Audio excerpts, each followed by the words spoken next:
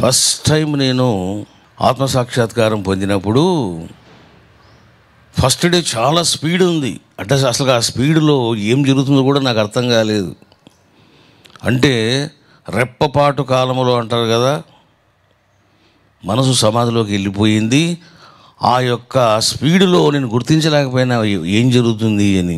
చూడండి, ఒక వ్యక్తికి పళ్ళు బిగేటప్పుడు మత్తిస్తారు వాడికి, ఇంకా వాడు డాక్టరు పీకుతా ఉంటాడు.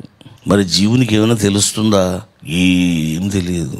చూసారా, కుండలిని శక్తి కలిగించే మత్తు దానికంటే 1000 కోటి రెట్లు అధికంగా ఉంటుంది. ఇంక అర్థం చేసుకోండి, ఊహించుకోండి. ఇంకెక్కడ బాహ్య ప్రజ్ఞానం, ఎక్కడ గ్రహించడం, ఎక్కడ గుర్తించడం, ఎక్కడ పసిగట్టడం. ఏ విధంగా అయితే వాడు ఎనర్షియాతో పడిపోతాడో అట్లా ఒక పరమానంద పారవశ్య స్థితిలో పడిపోతాడు వాడు. రెండవసారి మా అన్న ఇంట్లోనే స్నానం చేసి మేము వాస్తవంగా ఒక చోటుకి వెళ్ళాలి. సరే, ఈ లోపల మా అన్న నేను ఇప్పుడే వస్తానని ఇట్లా బయటికి వెళ్ళాడు. ఎప్పుడైతే అతను అలా వెళ్ళిపోయాడో నా కళ్ళు మూతలు పడ్డాయి. క్షణాలలో అమ్మ కుండలిని శక్తి మేలుకుంది. పాము ఏ విధంగా అయితే జర జర జర జర జర పాకుంటూ వెళ్ళిపోతుందో అట్లా పాకుంటూ వెళ్ళిపోయి ఆజ్ఞాచక్రం దాకా వచ్చింది. అక్కడికే 90% కాన్షియస్నెస్ పడిపోతుంది. ఎప్పుడైతే అమ్మ కుండలిని శక్తి ఆజ్ఞాచక్రానికి వస్తుందో 90 కాదు 90-95% పడిపోతుంది. ఏం తెలియదు, లైట్గా తెలుస్తుంటుంది అంతే. అంటే ఆజ్ఞాచక్రం దాటినంత వరకు ప్రజ్ఞ పనిచేస్తూ ఉంటుంది. అమ్మ ఆజ్ఞాచక్రం దాటడము సుస్పష్టంగా చూశాను నేను. చూడండి, ఇట్లా గొంతు పట్టుకొని నలపగానే వాడు ఇంకా ఉక్కిరిబిక్కిరైపోయి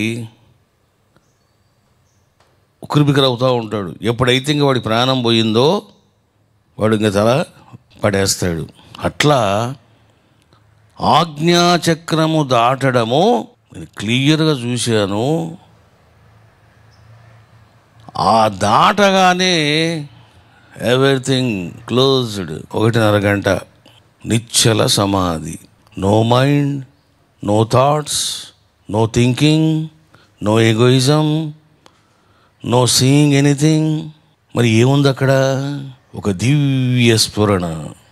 ఈ విశ్వమంతా నేనే, శివుడినే నేనై ప్రకాశిస్తూ ఉన్నాను.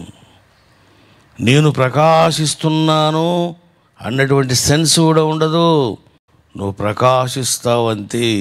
మళ్ళీ 1.5 గంట తర్వాత ఏం జరిగింది? కుండలిని శక్తి భ్రూమధ్యానికి వచ్చింది. ఎప్పుడైతే భ్రూమధ్య స్థానానికి వచ్చిందో అప్పుడు ఒక 2% కాన్షియస్నెస్ ప్రజ్ఞ వచ్చింది.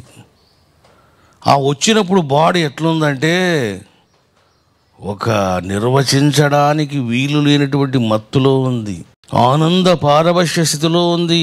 కళ్ళు ఓపెన్ చేయాలని లేదు, ఏదో వ్యాసంగం పెట్టుకోవాలని లేదు, తెలియని మత్తులో ఉంది మనస్సు. ఇదిగో ఇది చెప్తూ ఉన్నాడు భైరవ స్వామి. అందుకే మీకు చెప్తున్నా, తంత్రశాస్త్రము అంటే తల్లి జగదంబ అమ్మ. వేదం అంటే అయ్య నీకు అర్థం కాడు. అయ్యని అర్థం చేసుకోవాలంటే తంత్రశాస్త్రానికి రావాలి ఎవడైనా సరే.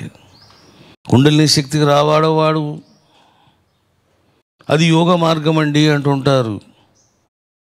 నీకు కుండలిని జాగృతి కలిగితేనే నీకు యోగము. నువ్వు భజనలు చేస్తూనే ఉంటావు, స్పీచ్లు చెప్తూనే ఉంటావు, గ్రంథాలు రాస్తూనే ఉంటావు, నువ్వు బోర్ల పడుతూనే ఉంటావు తప్ప బ్రహ్మములో పడలేవు. చూశారా, ఇంత మెకానిజం ఉంది.